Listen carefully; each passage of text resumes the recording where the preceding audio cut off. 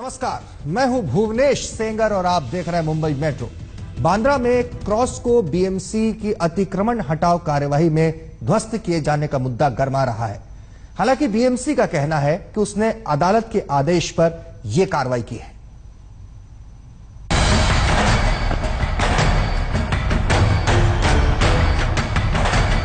हाथ में क्रॉस लिए प्रदर्शन कर रहे ईसाई समुदाय के लोग बांद्रा के बाजार रोड पर स्थित क्रॉस को ढहाए जाने से नाराज हैं। इनका आरोप है कि बीएमसी ने जो क्रॉस ढहाया है वो 100 साल पुराना था। इससे उनकी धार्मिक भावनाएं आहत हुई हैं। To the cross, my teachers, Mrs. Andrade, we used to pray at that cross, and then we used to go to our respective schools, you know. So we've been seeing this since we've grown. We are talking about legalizing structures for the slums, and these are places of worship, and Bandra has got inclusivity. And if you had to do something like that, you should have taken the community into confidence. 29 अप्रैल को की गई BMC की कार्रवाई को ये लोग अवैध बता रहे हैं। बांद्रा में रहने वाले इन लोगों के मुताबिक जिस जमीन पर वो क्रॉस था वो प्राइवेट है, जिसमें बीएमसी का कोई दखल नहीं होना चाहिए। निवासियों की मांग है कि बीएमसी को 2 हफ्तों के भीतर क्रॉस बहाल करना चाहिए। आज ईसाई समुदाय के सदस्यों ने एचफोर्ड कार्यालय में बीएमसी अधिकारियों से भी मुलाकात की। We want our cross rebuilt. It is there for 122 years, even before I was born. And I think this is not the right thing what the BMC has done. Within the compound of this 650A, it proves that this is not on public road, but it is in a private compound. It should never have come in the list in the first place, and they could not move against a private cross. You want to prove its legality any other way? There are enough of ways of proving legality, further ways of proving legality. The fact is that it is on private ground. It should never have been touched in the first place. Bombay high court ने BMC को मुंबई में अवैध धार्मिक ढांचों के खिलाफ अभियान चलाने का आदेश दिया है। मुंबई में अब तक ऐसे 100 से ज्यादा ढांचों को ढहाया जा चुका है। बांद्रा इलाके में ही अब तक 32 अवैध मंदिर और 6 अवैध क्रॉस पर कार्रवाई हो चुकी है। बीएमसी अपने स्टैंड पर कायम है। बीएमसी ने एक बयान जारी करते हुए कहा है, कोर्ट के आदेश पर 25 सितंबर 2009 के बाद बने अवैध धार्मिक ढांचों को ध्वस्त करने से पहले बीएमसी ने स्थानीय लोगों से सुझाव मांगे थे। समाचार पत्रों में विज्ञापन दिया था। लोगों से बात करके ही बीएमसी ने ऐसे 482 ढांचों की लिस्ट तैयार की है। बीएमसी अधिकारियों से हुई मीटिंग से ईसाई समुदाय के लोग संतुष्ट नहीं हैं और वो बीएमसी के खिलाफ कोर्ट का दरवाजा खटखटाने का मन बना रहे हैं। तो ये इनकी जो है वो बेसिक मांग है कि बीएमसी जो है उन्होंने ये क्रॉस जहां पे था वहीं पे पूरी तरह से वापस एक बार वहीं पे उन्होंने ये क्रॉस कंस्ट्रक्ट करना चाहिए। दूसरी डिमांड उनकी ये है कि जिन लोगों ने या जिन अफसरों ने बीएमसी के इस क्रॉस को डिमोलिश किया है उनके ऊपर कड़क यानी ज्यादा से ज्यादा जो है वो कार्रवाई हो और जल्द से जल्द जो है वो कार्रवाई हो। कैमरा पर्सन किरण सबकाल के साथ मयूरेश गणपत्ते, मुंबई आज तक। मिस्र की रहने वाली ईमान अहमद को कल सैफी अस्पताल से डिस्चार्ज कर दिया जाएगा।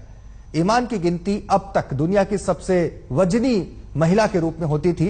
सैफी अस्पताल के डॉक्टर सर्जरी के बाद उसका वजन कम करने का दावा कर रहे हैं, पर ईमान के घर वालों ने डॉक्टरों के दावों को गलत बताया है।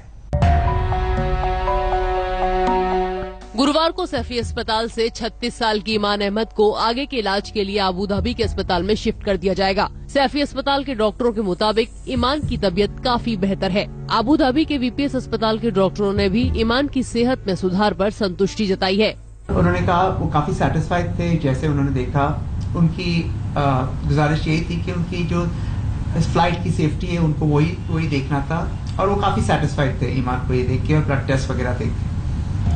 ईमान को फरवरी में मुंबई लाया गया था और मार्च में उसकी सर्जरी हुई थी। सैफी अस्पताल के डॉक्टरों के मुताबिक ईमान का वजन सर्जरी के बाद 500 किलो से सीधे 176 किलो हो गया है। जो भी सब इतनी बीमारियां थी सब सिकुड़ के अभी छोटी सी हो गई है उसकी कंपैरिजन में, क्योंकि इतना वेट लॉस हुआ है। और दूसरी चीज ये है कि चलना तो अब हमने कोशिश की, हमारे जो एक्सपर्ट्स है वो उनका मानना ये है कि बहुत सी सर्जरीज लगेगी।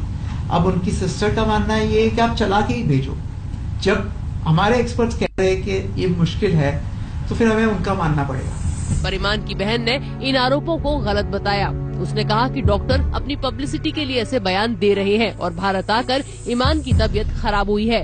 इन आरोपों के बाद सैफी अस्पताल और ईमान के परिवार के बीच काफी तनाव पैदा हो गया। हालांकि पूरी सरकारी मशीनरी डॉक्टरों के साथ खड़ी नजर आई। It is an ungratefulness towards the Indian system of medicine and towards the Saifi Hospital and Indian doctors, because they have done marvelous job. They have done very good job for the Iman at no cost.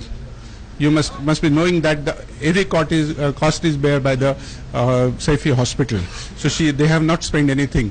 At the same time, she has got a royal treatment, and she should be grateful to the Indian country and Indian culture that hospitality is our major thing. Saifi अस्पताल के मुताबिक ईमान के इलाज पर 3 करोड़ रुपए का खर्च आया है, जिसमें से अस्पताल को 65 लाख रुपए भारतीयों से डोनेशन के तौर पर मिले हैं। बाकी अस्पताल ने खुद ही खर्च किए हैं। मुंबई से मुस्तफा शेख के साथ आज तक ब्यूरो। शिवसेना अध्यक्ष उद्धव ठाकरे ने एक बार फिर केंद्र और महाराष्ट्र सरकार पर जमकर निशाना साधा। सीमा पार से जवानों के साथ हुई बर्बरता पर पूछा और कितना बर्दाश्त करेगी सरकार, और किसानों की कर्ज माफी के मुद्दे पर महाराष्ट्र सरकार को कोसा। एका बाजूने छत्तीसगडमध्ये नक्षलवादी पिसाळले ते आपल्या हाताबाहेर गेले, मग नेमकं आपण साधलं काय? जर का दहशतवाद हा नोटबंदीमुळे मोडून काढला असता किंवा मोडला गेला असता तर काश्मीर पेटलं नसतं परत। म्हणजे उत्तर प्रदेशमध्ये कोण मुख्यमंत्री झाला? म्हटलं योगी झाला। म्हटलं तेच आहे, उत्तर प्रदेशमध्ये योगी सरकार आहे आणि महाराष्ट्र सरकार हे निरुपयोगी आहे।